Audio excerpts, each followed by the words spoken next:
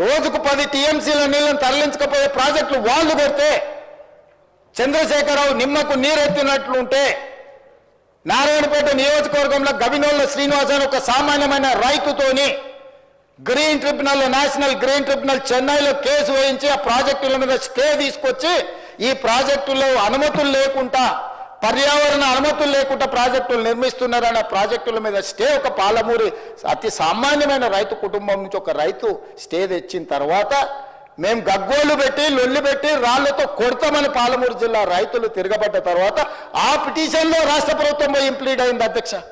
ఇదెక్కడి చూద్దాం అధ్యక్ష.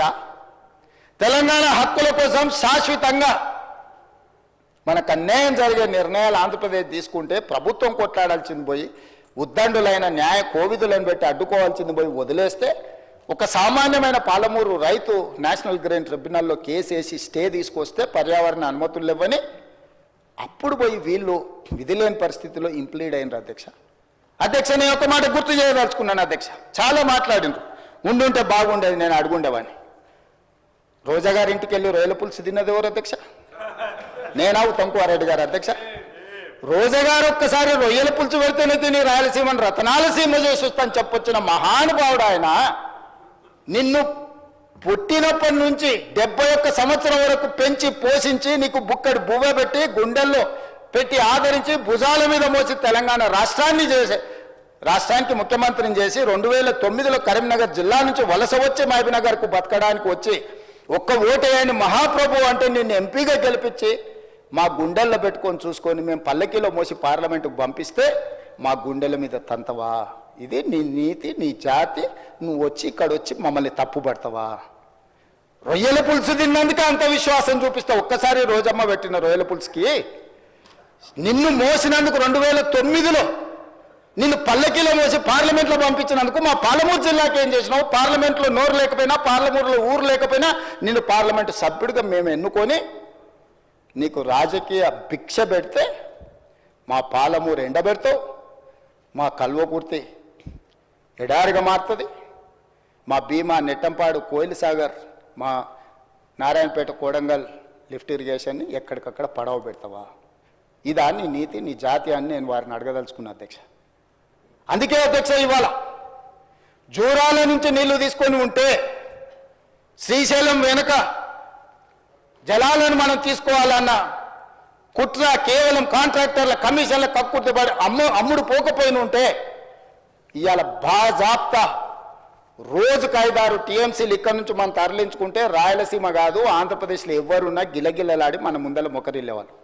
ఇవాళ ఆయన వచ్చి నిస్సిగ్గుగా శ్రీశైలం లెఫ్ట్ బ్యాంక్ రావట్లేదు, రైట్ బ్యాంక్లో నీళ్లు పోతూనే ఆంధ్రప్రదేశ్ తీసుకెళ్తుందని. సిఆర్పిఎఫ్ బలగాలు ఏ రోజు వచ్చినాయి అధ్యక్ష? మీరు ఉన్నప్పుడు రాలేదా? మీరున్నప్పుడు ఆంధ్రప్రదేశ్ పోలీసులు వచ్చి తెలంగాణ పోలీసులు అక్కడ ఉన్న సిబ్బందిని తన్నిపోలేదా? మీకు అసలు పౌరుషం ఉందా? మీలో చీము రక్తం ఉందా?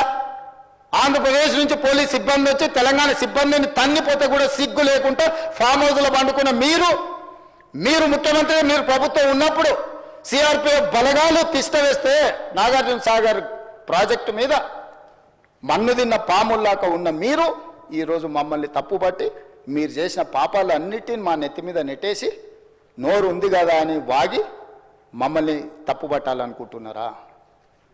ఇదేనా మీ 10 ఏళ్ల అనుభవం? ఈ అనుభవంతోనేనా మీరు మమ్మల్ని అందరినీ ప్రజల్ని మోసం చేసినట్టు సభలో కూడా సభను తప్పుదోవ పట్టించాలని ఆలోచన చేసేదని నేను అడుగుతున్నా అధ్యక్ష. అందుకే ఈరోజు ఈ ప్రాజెక్టులను పూర్తి చేయాలి యుద్ధ ప్రాతిపదికన. మీరు అప్పులు తప్పులు చేసి ఇక్కడ కొంప ముంచిపోతే కూడా దాన్ని చక్కదిద్దుకుంటూ ఒకటొకటిగా పరిష్కరించుకుంటూ ఆ ప్రాజెక్టులను ఎట్లయినా పూర్తి చేయాలని నిన్న మొన్న సీతారామ సాగర్లో మా తుమ్మల నాగేశ్వరరావు గారు, మా ఉత్తమ్కుమారెడ్డి గారు, ఆ జిల్లా మంత్రులందరూ కష్టపడి అక్కడ ప్రాజెక్టులను ఒక కొలికి తెచ్చే ప్రయత్నం చేస్తారు. పాలమూరు రంగారెడ్డి ఎత్తిపోతలను చేయాలనుకుంటున్నాం. శ్రీశైలం లెఫ్ట్ బ్యాంక్ కెనాల్ని మేము వచ్చిన తర్వాత 10 ఏళ్ళు నువ్వు పడవ పెడితే మళ్ళీ ప్రారంభించినాం. అనుకోకుండా ఒక ప్రమాదం జరిగింది అధ్యక్ష. ప్రమాదం జరిగి ప్రజలు చచ్చిపోతే, అక్కడ ఉన్న కార్మికులు చచ్చిపోతే సానుభూతి చూపించాలి, కుటుంబాలను ఆదుకోవాలి, కుటుంబాలను పరామర్శించాలి. కానీ పైశాచిక ఆనందం ఏంది అధ్యక్ష? ఎవరు చచ్చిపోయినా తండ్రి కొడుకు మామ అల్లుళ్ళు కలిసి డాన్సులు చేస్తారు అధ్యక్ష. పంట ఎండిపోతే కథం, అసలు వాళ్ళ పైశాచిక ఆనందానికి పరాకాష్ట అయిపోయింది అధ్యక్ష.